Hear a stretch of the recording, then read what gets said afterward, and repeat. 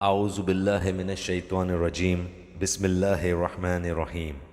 ساری چیزیں جو آسمانوں اور زمین میں ہیں اللہ تعالیٰ کی پاکی بیان کرتی ہیں، جو بادشاہ نہایت پاک ہے، غالب اور باحکمت ہے۔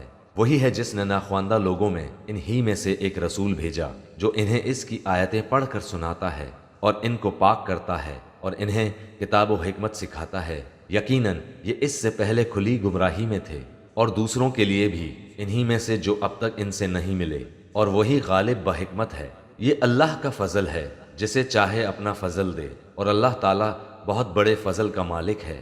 جن لوگوں کو تورات پر عمل کرنے کا حکم دیا گیا پھر انہوں نے اس پر عمل نہیں کیا، ان کی مثال اس گدھے کی سی ہے جو بہت سی کتابیں لادے ہوئے ہے۔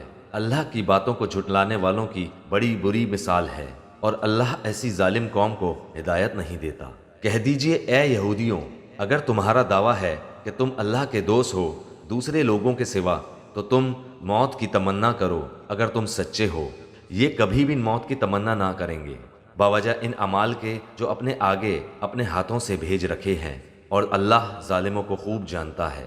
کہہ دیجئے کہ جس موت سے تم بھاگتے پھرتے ہو وہ تو تمہیں پہنچ کر رہے گی، پھر تم سب کچھ جاننے والے اللہ کی طرف لوٹائے جاؤ گے، اور وہ تمہیں تمہارے کیے ہوئے تمام کام بتلا دے گا۔ اے وہ لوگوں جو ایمان لائے ہو، جمعے کے دن نماز کی اذان دی جائے تو تم اللہ کے ذکر کی طرف دوڑ پڑو اور خرید و فروخت چھوڑ دو، یہ تمہارے حق میں بہت ہی بہتر ہے اگر تم جانتے ہو۔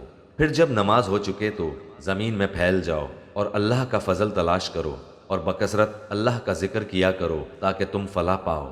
اور جب کوئی سودا بکتا دیکھیں یا کوئی تماشا نظر آ جائے تو اس کی طرف دوڑ جاتے ہیں اور آپ کو کھڑا ہی چھوڑ دیتے ہیں۔ آپ کہہ دیجئے کہ اللہ کے پاس جو ہے وہ کھیل اور تجارت سے بہتر ہے، اور اللہ تعالیٰ بہترین روزی رساں ہے۔ ابھی ہمارے اس چینل کو سبسکرائب کریں اور بیل آئیکن کو ضرور کلک کریں تاکہ آپ کو ہماری تمام ویڈیوز بر وقت ملتی رہیں۔